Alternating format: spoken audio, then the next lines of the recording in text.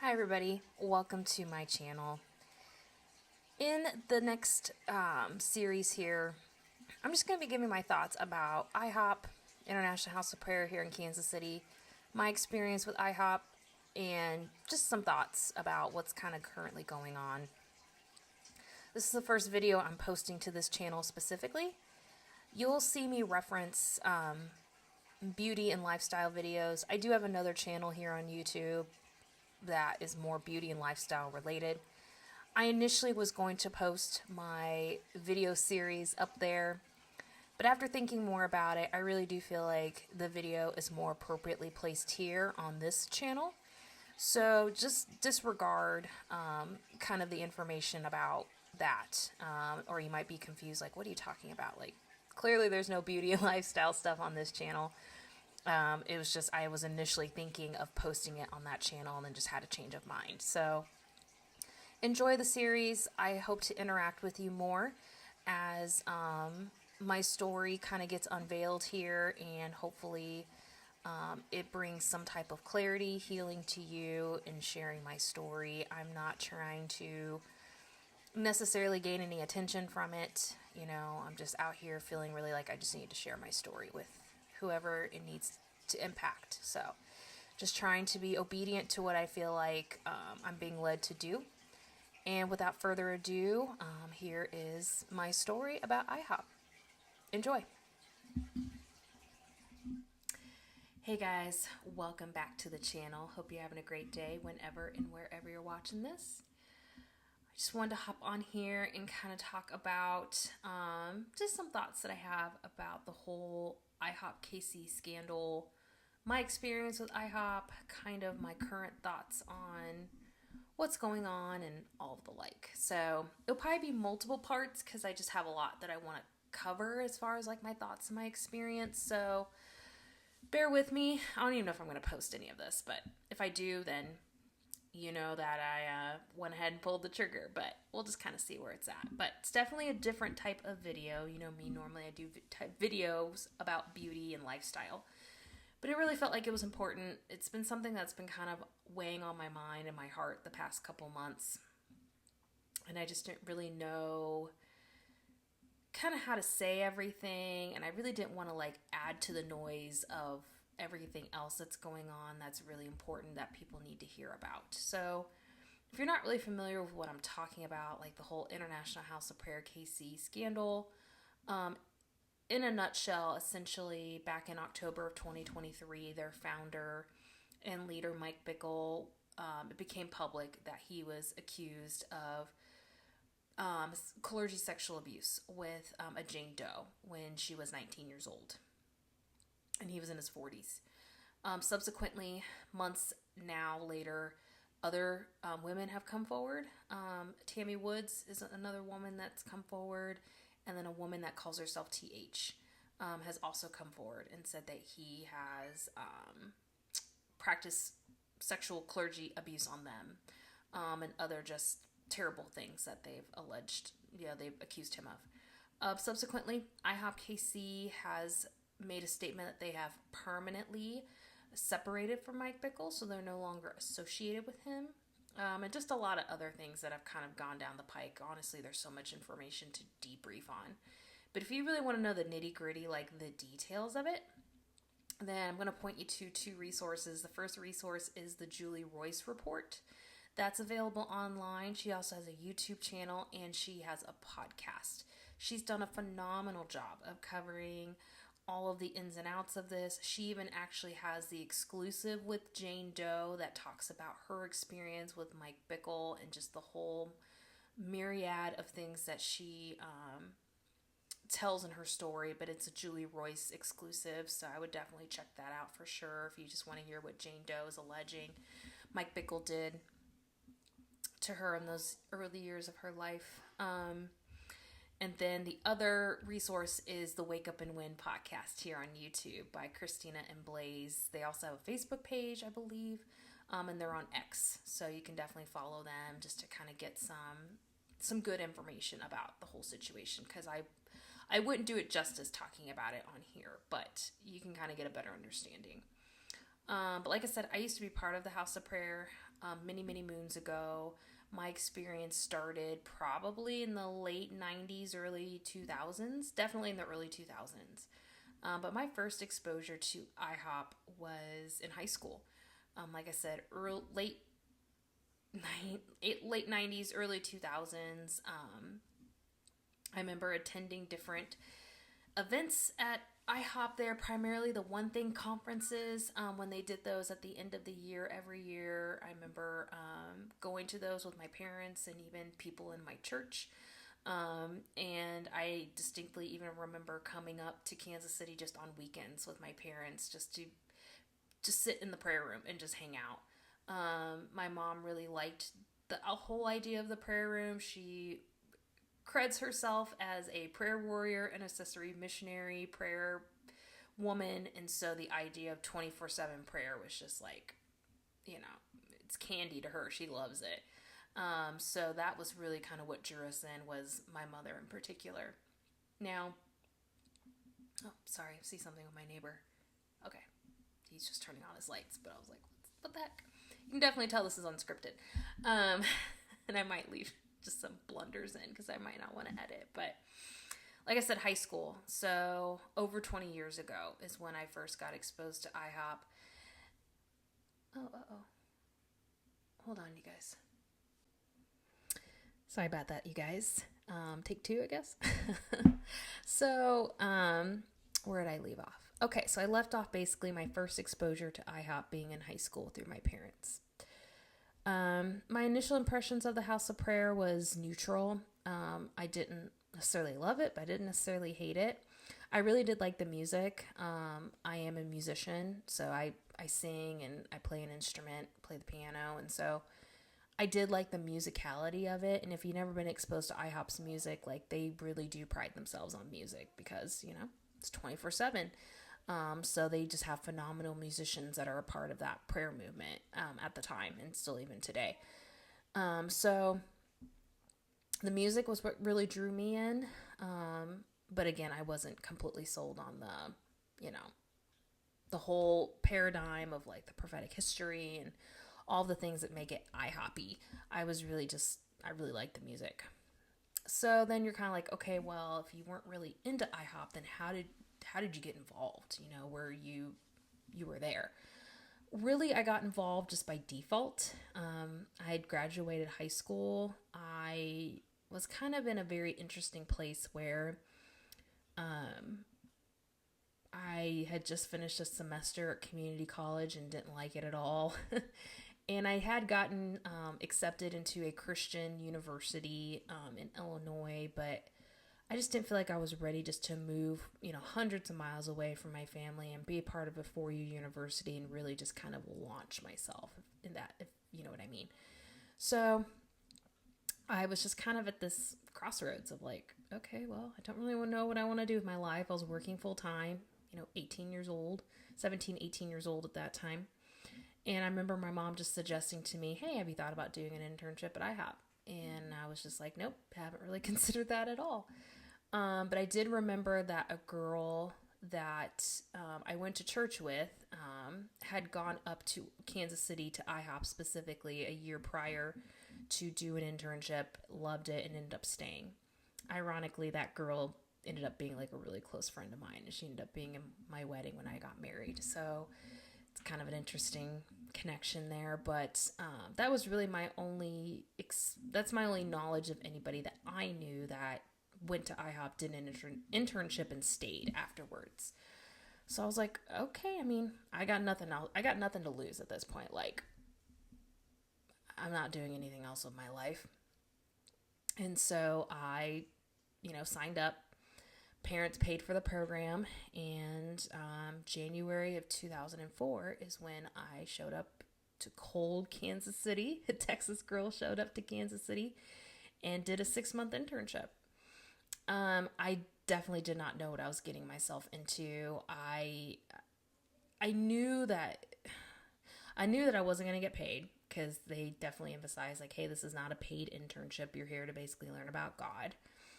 I knew that there's going to be a lot of just Bible like stuff, but I didn't realize how much time I'd spend in the prayer room. I mean, I think we had a commitment to spend like 20 hours a week in the prayer room. So there's a lot of time that you're just in those four walls, singing, praying, reading your Bible. I also didn't realize how isolating it would be. And isolating in that you don't have a lot of contact with the outside world. And let me explain. So really, your whole world for that 6 months is IHOP. The people you're around are people that are in your internship or just on the mission space. So they're all on staff. Your day-to-day activities are on the mission space. Your housing that you live in for that 6 months is apartment complex that IHOP owns that's right next door. So you walk to your apartment into the mission space every single day. Your food is provided by IHOP. The only day of the week they did not feed you was Tuesdays because that was fast day. Nobody got fed that day. So if you were hungry, you had to go find food somewhere else. Your whole social circle, your whole community is IHOP. So you really don't interact with people outside of that social bubble. And it's done purposely. You know, they feel like you're there to consecrate yourself for the Lord, and that is an aspect of it too. But I think another aspect of it looking back is a control mechanism, right? They want to control who you're around, what you're looking at, what you're doing. And there's a sense of responsibility for you because some of these people are literally 18, like myself. I mean, you're fresh out of high school, young adults. So there's still some supervision you need to do. The type of internship I was involved in was the one thing internship. So it was for people ages 18 to 25. And if you can hear my son, he's in his room. So whatever. But yeah, I was part of the young adult track. They have other tracks for people, but I was part of the one thing, which is the longest internship, which is 6 months. Back to the isolating factor. Another thing is you don't have any real connection to the outside world. And I think part of that too was the time and era that I did the internship. So, you know, that was pre-smartphones. I mean, the iPhone wasn't even out when I did my internship. So I did have a cell phone, but it was really only to call or text. It's not what cell phones are today. It was like the Motorola like flip phone, like the Razor phone. That's what I had. That was the kind of phone that we were rocking with. So I could still call home. I could still call people. You weren't prohibited from doing that, but there just wasn't even things like social media back then. I mean, there was no Facebook. I think Facebook might have just started getting going, but there was no Instagram, no TikTok. Like it was just a totally different world. And so I think it made it easier for you just to really dive in and really just give it all that you had as far as like being a part of the internship. I mean, there was no TVs in our dorm rooms, you know, and everybody, it was just so different. You know, the only time I got to watch TV that I recall was I went to my internship leader's house for the Super Bowl. We were watching the Super Bowl, and that was the same Super Bowl with the whole Justin Timberlake, Janet Jackson nipple incident. Like, I saw that go down with like my internship people at IHOP. So that was a very interesting night. But I mean, that was like my clear recollection of the time that I was watching TV. Like, we didn't get to watch TV.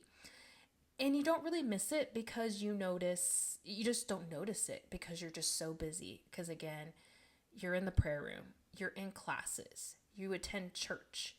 Your job that you do for the mission space during your internship is on the mission space. During your free time, you're probably then just hanging out at the prayer room because you don't have a car and you don't really have anywhere to go. Now, thankfully, I did have a roommate who ended up being a really close friend of mine afterwards. She had a car, so, you know, she would drive us around if we wanted to go somewhere and do something. But again, you're broke, you know, you don't have any money. So I think our fun thing was like, hey, my parents sent me $20, you know, let's go to Wendy's and eat out. Or, hey, let's go to Walmart and buy some stuff. Like, we weren't doing anything wild and crazy. So I think one of the main positives, though, that I take away from that experience is, one, I made some really great friendships. And then two, I really did kind of really focus my spiritual life. I think at that point, that's when I was really taking my faith seriously because I did grow up in a Christian home. My parents are both ordained. And so it's just when it becomes cultural, you just kind of like, you become lackadaisical. And I think that's with anything that you're just comfortable with, where your whole life has been, you go to church, you're a PK kid, you do these things.